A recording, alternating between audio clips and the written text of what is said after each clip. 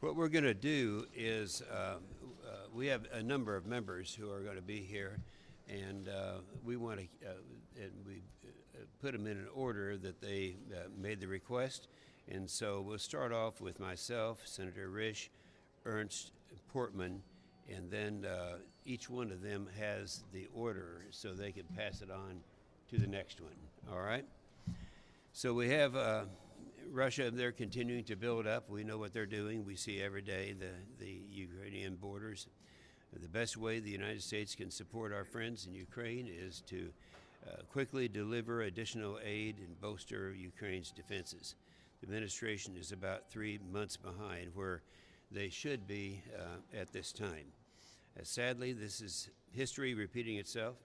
When Russia first invaded Ukraine in 2014, the Obama administration initially failed to send military aid. Only after my colleagues and I sent a legal minimum on funds for lethal defensive aid back in 2017 did things really get started. And you might remember that was when we had our defense authorization bill, the NDAA, where we put the legal minimum on funds for lethal defense to make sure that got done.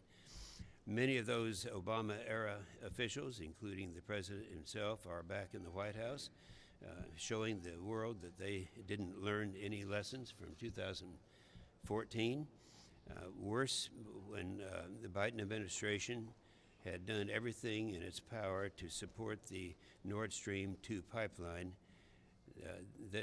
this was going on. This project would line the pockets of Putin. We all know what this would do and the results that they would have. Many of my Democrat colleagues were quick to criticize President Trump, claiming that he didn't do enough initially to push back harder on the Russian aggression. And then now they realize that how much more he did than the Democrats did during their time frame. Now, I'd hoped to pass bipartisan support for Ukraine that would continue, but sadly, it has not. Last week, many of my Democrat colleagues opposed the legislation that would have stopped the pipeline. Deterrence is critical because we know that Russia won't stop with Ukraine. And when I was in Romania last summer, they made that very clear. They may be talking about Ukraine right now, but I'm next. And I think most of the others agree with that. So that's the major problem that we have right now. My last comment would be that the administration has finally started taking this situation more seriously, but they're mostly focused on what the U.S. would do after Russia invades, not what are they going to do to stop Russia from invading. Senator Risch. Thanks, Jim. Well, first of all, let me say that to start with, a number of us spent about an hour with the President this morning talking about this issue and the path forward. The first thing, and I want to underscore this for people who are listening around the world, and that is this country, our Congress, the administration are unified in their opposition to what Russia is doing. We continue to robustly discuss what the response to that should be. Those of us that are on Foreign Relations and Intelligence Committee have watched this deteriorate over the last 4 months, and it is disheartening to see that the trajectory is in the wrong direction. It's really important that the trajectory be reversed, and the only way that's going to happen is if we start acting now. And the diplomacy has gone on for a long time. Putin has not come off his number one demand, and that is that there be assurances that the Ukraine and other countries not be admitted to NATO. To Putin, I would say, you have no control over this whatsoever. This is in the hands of the Ukrainian people. It's in the hands of NATO as to who gets in and who does not. That is off the table. As far as the other negotiations are concerned, they have gone on as they've gone on. Progress is going in the wrong direction, and it's really time that we start taking action to show that indeed we do want to stop this. As Senator Inhofe has indicated, the focus now should be on stopping an invasion, not talking about what happens afterwards. What happens afterwards is not really debatable. The Russians are going to have a very good first day if they invade. After that, the sledding gets very difficult, as they have found out in other places. Occupying a country is very difficult. It's expensive in both blood and treasure. And the president said he has pointed that out to President Putin. And that's something that needs to be underscored as we go forward. With that, Senator Ernst. Thank you, everyone. And last week we witnessed the left's actions, which were the election takeover hysteria, and it overshadowed what's happening right now between Russia and Ukraine. And oddly enough, with all the discussion today, Senate Democrats filibustered. Yes, I said that correctly. They filibustered an effort to reinstate sanctions on the Nord Stream 2 pipeline. And tonight, they'll try and change the filibuster. This was actually a gift to Putin, their actions. It allowed allowing the completion of the Nord Stream 2 pipeline gives Russia a very powerful means to isolate our democratic partner, Ukraine. And it's more of the Biden foreign policy doctrine, which is appeasement of our adversaries. And I've consistently urged the Biden administration to prevent completion of Nord Stream 2 and actively support and bolster Ukraine's military. The Secretary of State's negotiations over the last several weeks, and it's been pretty clear, they are designed to de-escalate, but they've failed. Because Putin doesn't take this president, they don't take his threats, and they certainly don't take his leadership seriously. They are looking at Afghanistan, and did we not learn our lesson with Afghanistan? We have 10 to 15,000 Americans in Ukraine. 10 to 15,000, and what I haven't heard from this administration is what are we doing for Americans that live in Ukraine? Again, have we not learned our lessons from Afghanistan? President Biden needs to stop appeasing Putin. He needs to stop it right now.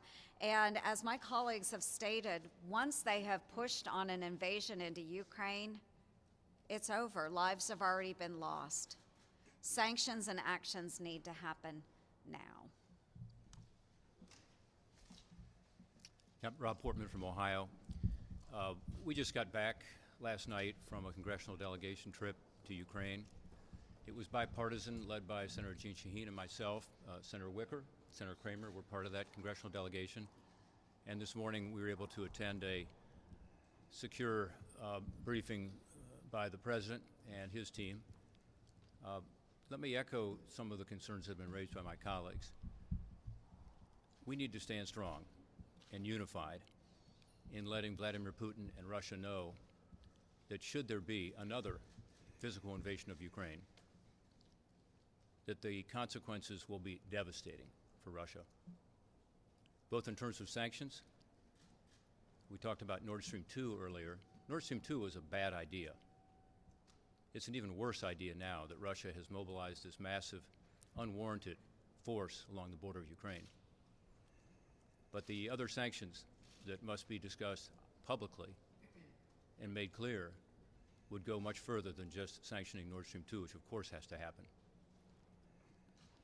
We also need to let Russia know that we are going to provide additional military, defensive, lethal weapons to Ukraine. Already we are doing that. And I was pleased to see, as we left Ukraine yesterday, that the C-17 landed.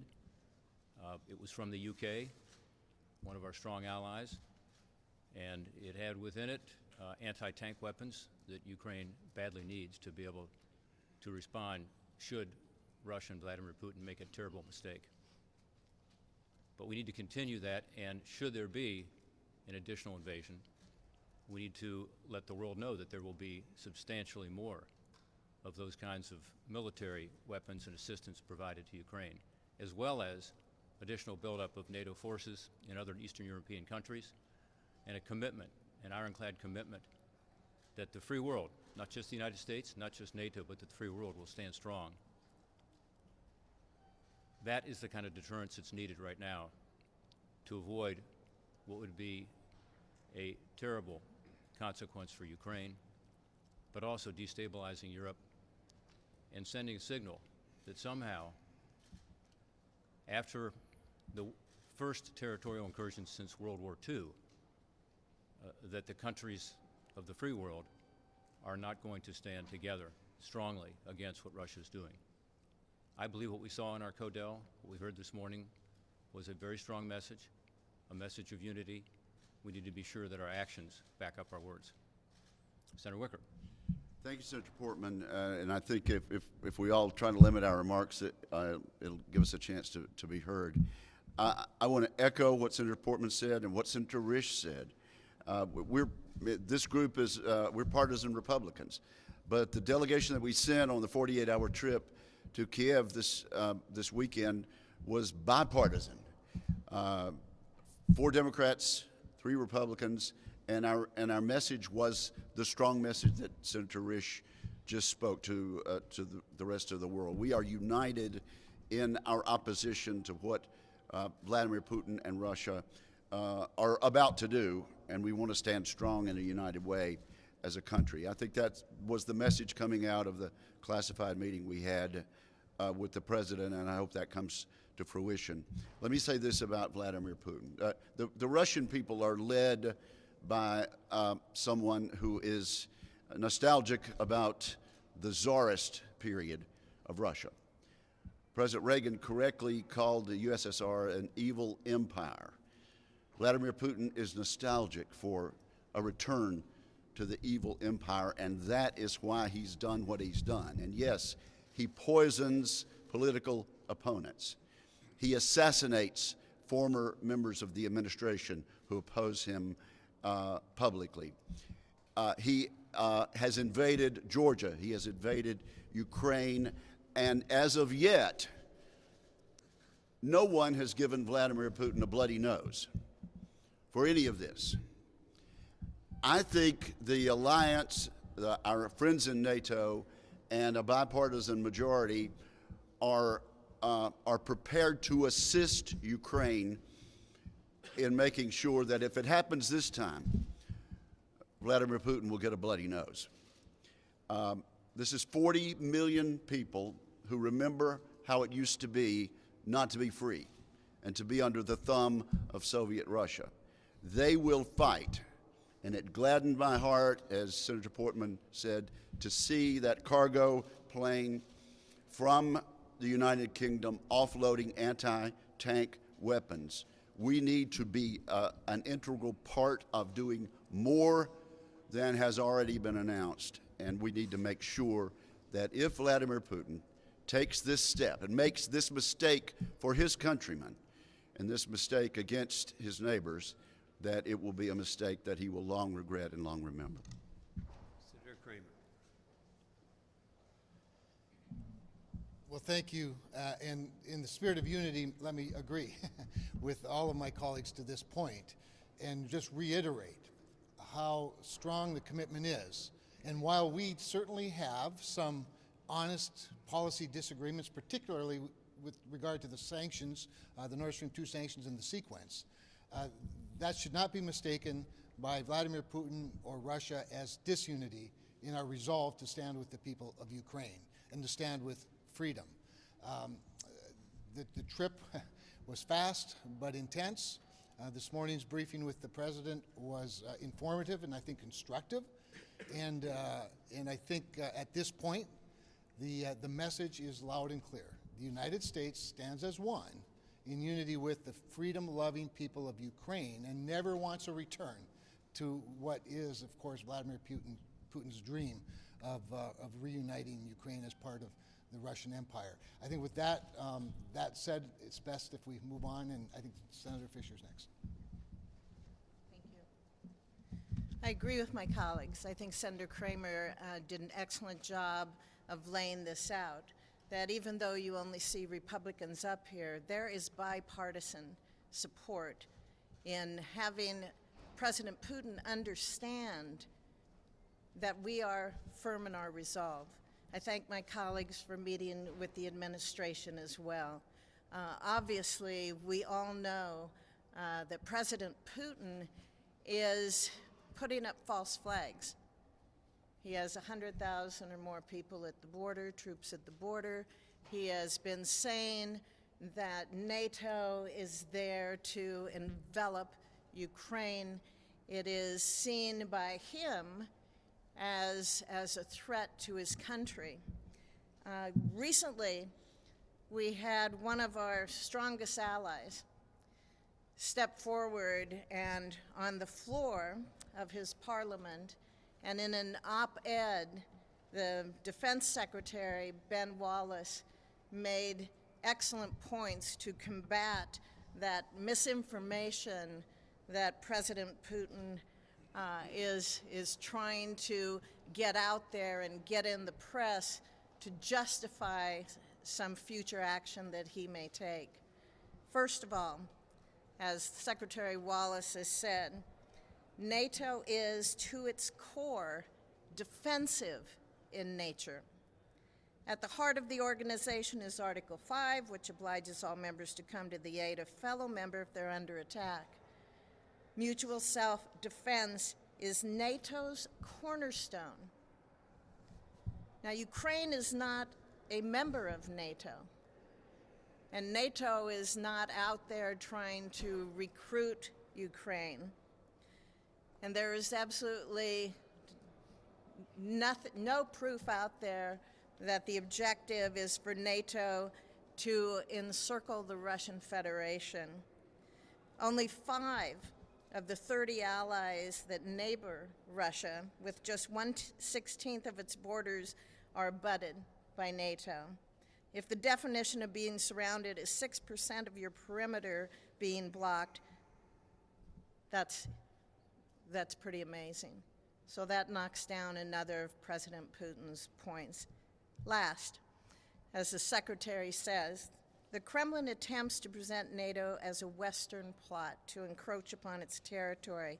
But in reality, the growth in alliance membership is the natural response of those states to its own malign activities and threats. This would be a decision, as it should be, by the people of Ukraine. Our mission here is to be able to make the point to President Putin that the road he seems to be on infringes upon that sovereignty of that country and upon the Ukrainian people.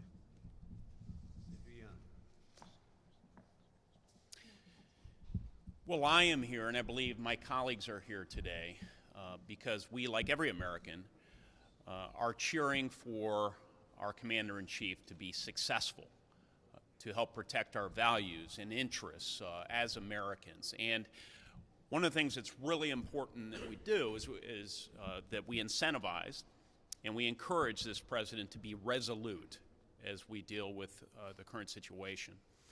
This could be a fulcrum moment in world politics and international relations.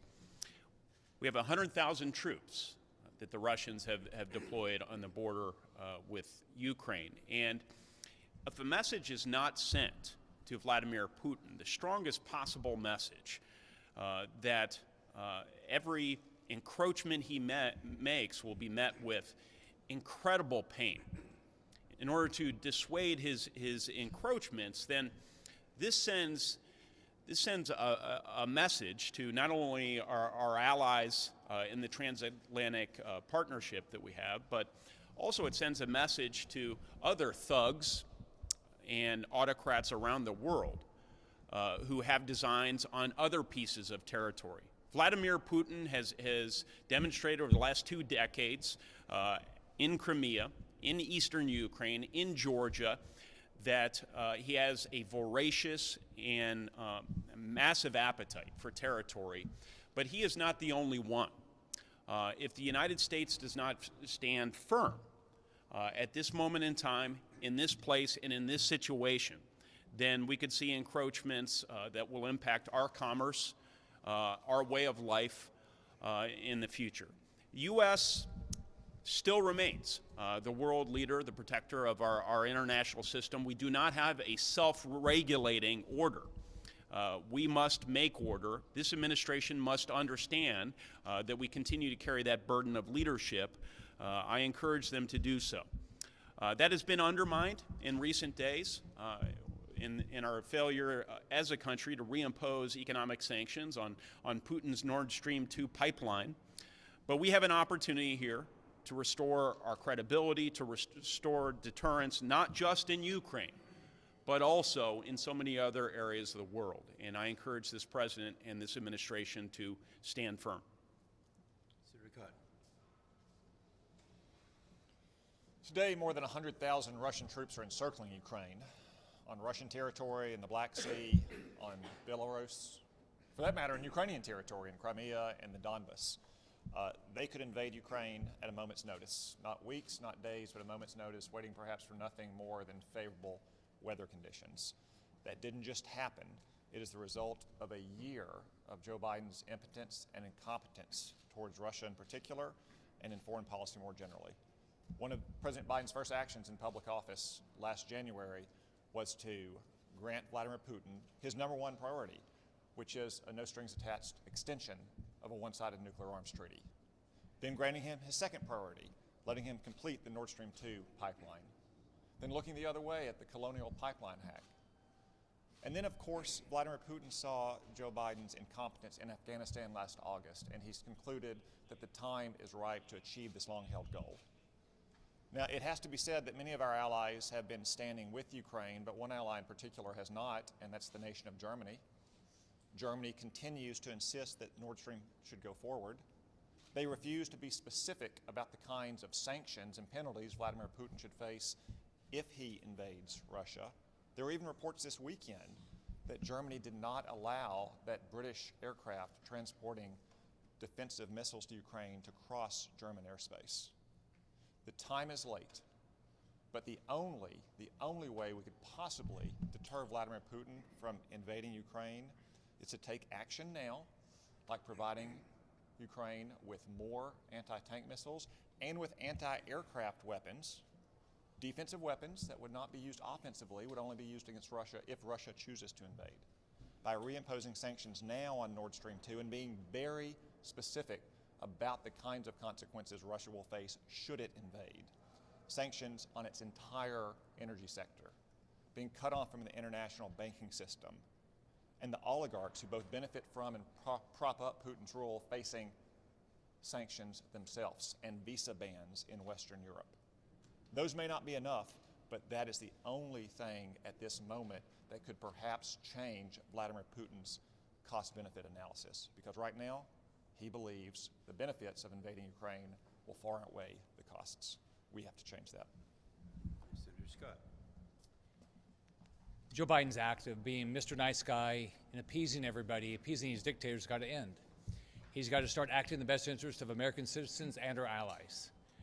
He's got to get a backbone. He's got to quit appeasing Putin. It hasn't worked. So step one, he's got to right now implement sanctions to stop Nord Stream 2. And number two, he's got to do everything he can with U.S. assets, with assets of our allies, to make sure the Ukrainians can defend themselves. If he doesn't, we're going to watch Putin do the wrong thing, and we're going to watch other dictators and thugs around the world do the wrong thing. So hopefully this president will finally step up and say his act of being Mr. Nice Guy and appeasement doesn't work, and he'll change. Thank you. Senator Cornyn. Historically, wars are easy to start and they're hard to finish. That's why this threat of sanctions after the fact is not alone enough to deter Vladimir Putin and to prevent him from further invading Ukraine. Neither are the promises of financial assistance to the Ukrainians at some undetermined position or time in the future sufficient to deter Putin. And make no mistake about it, our goal on a bipartisan basis should be to stop Putin and to make him think twice about invading Ukraine. One of the things that we should do is to consider whether we ought to, as we did in World War II, make the United States once again the arsenal of democracy and provide, along with our allies, lethal weapons with which to deter and to defeat Vladimir Putin's invasion. There's no question that weakness or perception of weakness is a provocation to authoritarian figures like Vladimir Putin or President Xi. And you can bet your bottom dollar that President Xi is watching what's happening in Ukraine and calculating what the United States response might be if they were to invade Taiwan. So our goal ought to be to stop Vladimir Putin, not to try to punish him after the fact, after he's already initiated a war, but to stop him and deter him, letting him know that the democracies around the world will join together in providing the Ukrainians everything they need with which to defeat the Russian invasion and to restore their democracy. Senator Rounds. I have the opportunity to serve on both the Armed Services Committee and the Foreign Relations Committee. Let me begin by just simply saying that this group of United States senators here stand in unison when we talk about our foreign policy. Just to summarize, number one, we support what Secretary Blinken said today about the fact that we stand solidly with our friends, the citizens of Ukraine. We welcomed his strong comments this morning. Second of all, when President Biden announced in February that he would not enforce sanctions on Nord Stream 2, it was met by Mr. Putin immediately beginning in March to amass soldiers and supplies on the Ukrainian border. Not acceptable. We strongly recommend that as a response to that, that sanctions be imposed and that there should be a cost to Mr. Putin and his activities in and around Ukraine. Furthermore, it is critical, and you've heard this from almost all of us, it is critical that we provide defensive capabilities to our allies in Ukraine as they courageously defend their country against the threat of a Russian invasion. And finally, we're not looking for war. We want the diplomatic activity to continue, and as a body, we support a diplomatic response and a final outcome without bloodshed. Diplomacy is critical, but Mr. Putin has to understand that he simply cannot use aggression to reshape Europe. Thank you. Thank you, Senator Rounds. I think that covers most of us here. Questions? And I'd ask, invite our members to get up a little closer here. Yes. Thanks. So what is it that your caucus is proposing? I've heard talk about Nord Stream 2 sanctions, but even if the president did go along and sanction those small number of Swiss and German business people, what would stop Moscow from re-engineering it and putting in new business people who would be affected by acid freezes? Senator Menendez has a sanctions bill, so does Senator Rubio. Are you thinking about bringing them together soon for like a consensus bill? Rob.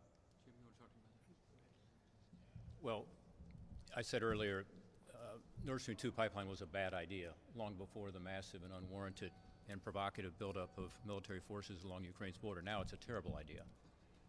It was a bad idea initially because it gives Russians a tremendous weapon. It's an energy weapon and makes Europe dependent on Russia. We've seen what happens to Ukraine, to Moldova more recently. Russia uses it as a political weapon. I disagree with you that imposing the right kind of sanctions could be circumvented. I also believe that the new German government is re-looking at this, particularly the Green Party as part of their coalition, but also the Social Democrats. And what I hope all of us agree with, I think we do, Senator Cotton spoke to this, is that we want Germany to step up and to ensure that we do not see this pipeline be completed. It not only creates this dependency by Europe on Russia, it also hurts Ukraine in a very fundamental way. The existing pipeline goes through Ukraine that provides much of this natural gas. Ukraine gets fees from that. More importantly, in a way, it's an insurance policy, because this is something Russia cares about. And then finally, of course, it provides natural gas to the people of Ukraine. So this is a bad idea. It's become an even worse idea, and we believe that sanctions are appropriate. We also believe that Germany needs to step forward, understanding that Ukraine is a sovereign, independent country whose territorial integrity is being threatened. They're also a part of greater Europe. And I agree with my colleagues that it doesn't end here if we do not take strong action to deter Russia from making a terrible mistake. Let me take a quick shot at this. First of all, I disagree with your premise that it can't be stopped. It can be stopped and will be stopped if the administration takes the action that it should take and should have taken some time ago. But let's not get the Nord Stream 2 thing lost in the overall objective here, and that is to see that an invasion does not take place. There's a couple other things we've urged the administration to do. They are taking action in that regard, I think delinquently, but they are. We have additional defensive measures that are weaponry that is being that's headed for the Ukraine as we speak. In addition to that, a couple of our allies have asked for relief from their licenses so that they can provide material. I understand that that's being done, and bless the UK for stepping up and doing what they're doing. Bill, I know one of you brought it up, and you're talking about this idea of bipartisan unity on opposing what Putin is doing. What do you think the chances are of turning that into some sort of legislative action, either with the Menendez bill as a vehicle for that? I know, Senator Kramer, you have expressed some support for what Menendez wants to do in that package, and the leadership has said that they're open to reasonable additions and modifications to that from Republican members. What do you think the chances are of turning that into a bipartisan legislative package? Well, there are members of both parties discussing that in the relevant committees. I think passing something's better than passing nothing. I think passing Menendez instead of Rubio is not as good as passing Rubio. That said, I think if we can get the two parties together, and we ought to work on it now, and we ought to work on it hard, and we ought to work on it fast, and it ought to include everything. I think Senator Cotton listed a number of them, including SWIFT, cutting off SWIFT, access to the global electronic payment system. It's got to be severe, and it's got to be broad-based. The sequence is a debatable issue. It's a disagreement.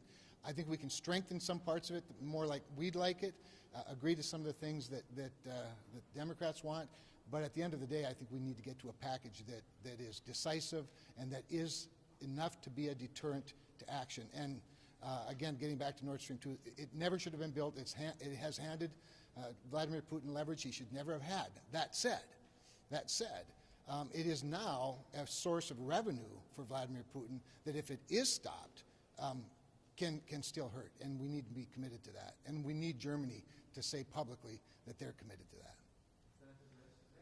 About another aggression that already happened a couple of days ago, on another very important ally and partner for the U.S., the UAE. It happened from Houthi, a group supported and backed by Iran. It was very brazen and asserts on civilian facilities. So, what's your comment on that? Yeah, we're talking about the Ukraine here today. We'll take that up at another time. During your trip to Ukraine, did the Ukrainians ask for any specific weaponry, either offensive or defensive, that the Biden administration has not taken off the table?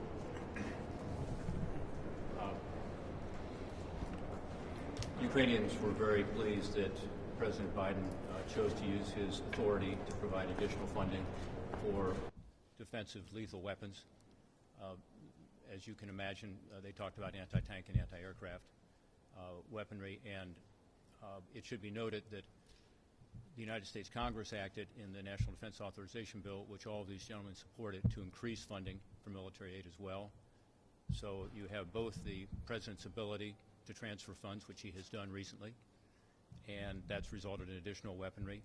but also in the National Defense Authorization Bill and in our appropriation bill, you're going to see an increase in funding for military assistance. The point being made this morning by my colleagues, which I agree with, is that we need to do even more. You know, we are in a position of being able to help Ukraine defend itself.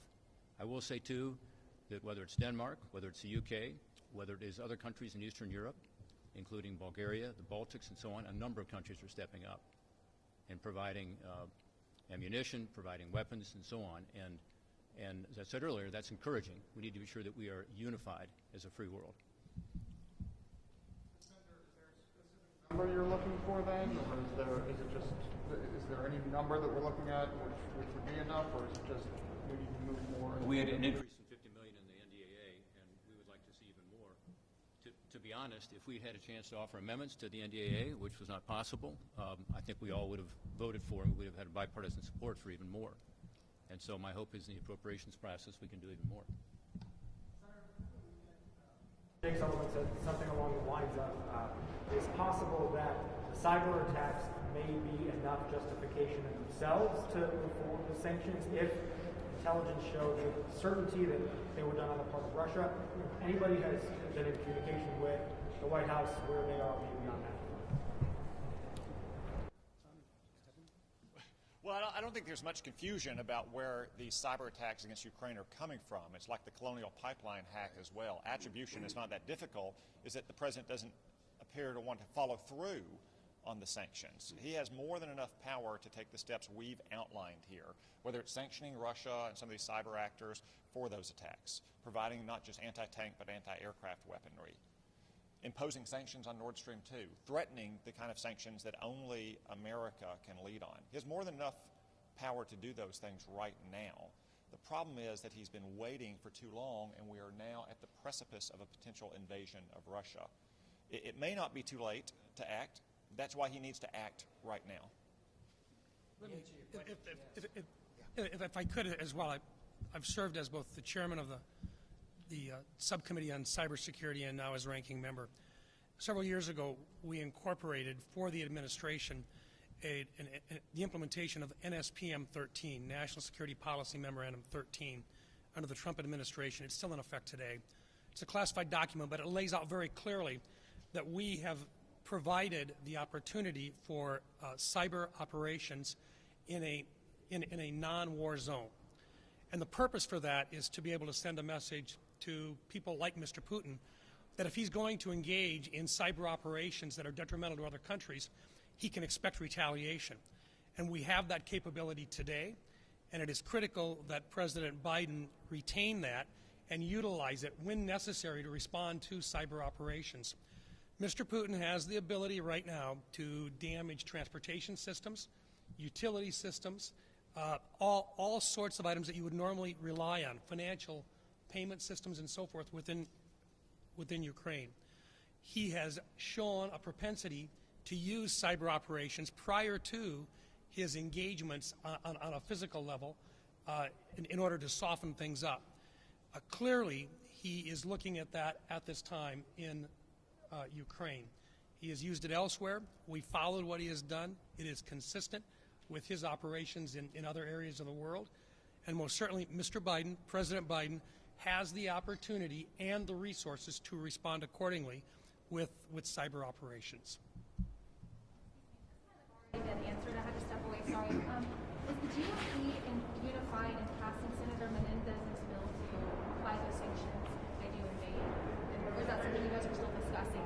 Senator Menendez's bill, is that something you guys are looking at passing? Could it pass easily? I'd like to hear from Senator Risch on this because he's got his own legislation.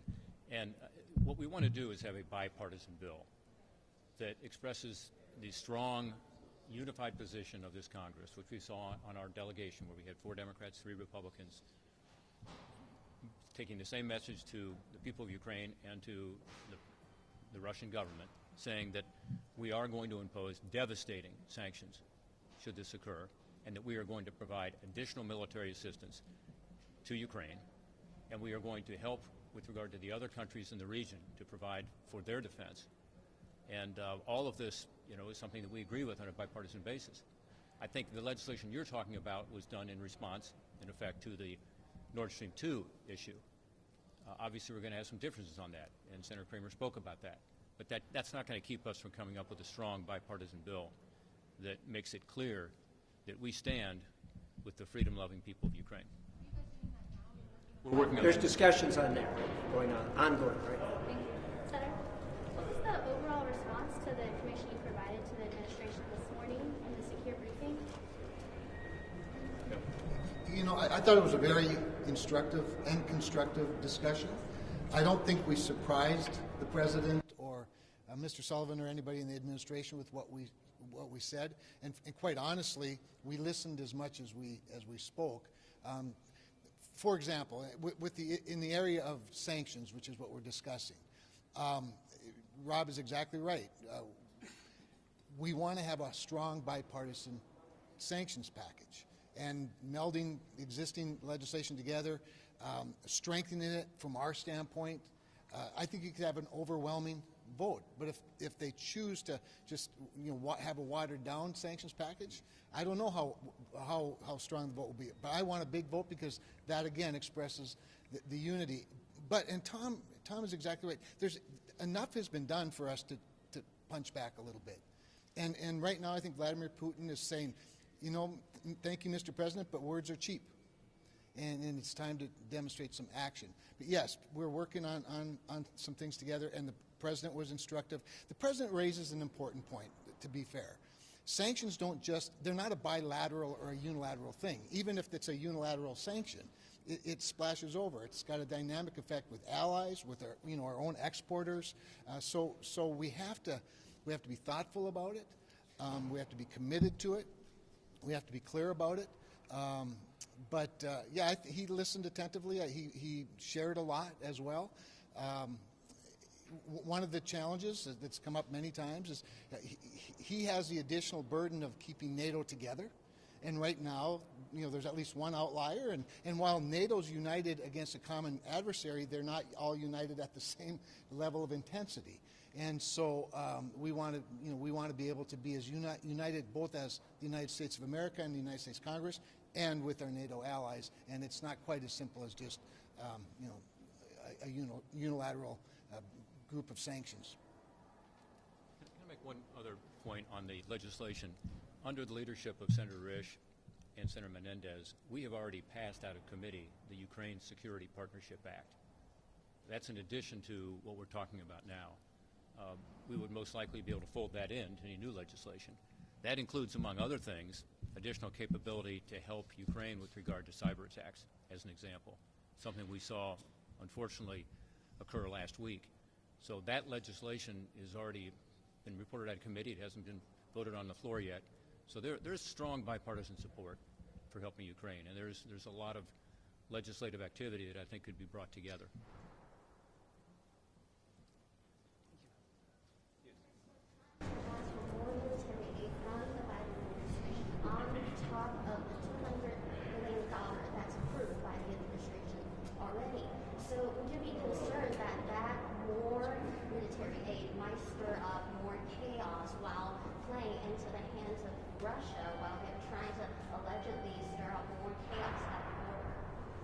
Is your question whether or not this is a provocative act that might cause the Russians to move? Listen, they need to set that aside. We don't need to be calculating what's going to provoke the Russians. We know where we stand, where we want to go. The Russians know where they stand and where they want to go. It's way past time to be dithering over whether something is going to upset Putin or not. That's off the table as far as I'm concerned. Yeah, let's not forget that the escalation of all this has come from one side, not the other. The peace-loving, freedom-loving Ukrainians, NATO, the United States of America, none of us have escalated this situation. And every attempt to de-escalate it with diplomatic attempts, of which there have been many, several just in the last week or two, have clearly not deterred Vladimir Putin. So the time for that discussion is long past. Thank you. Thank you. All right, thank you.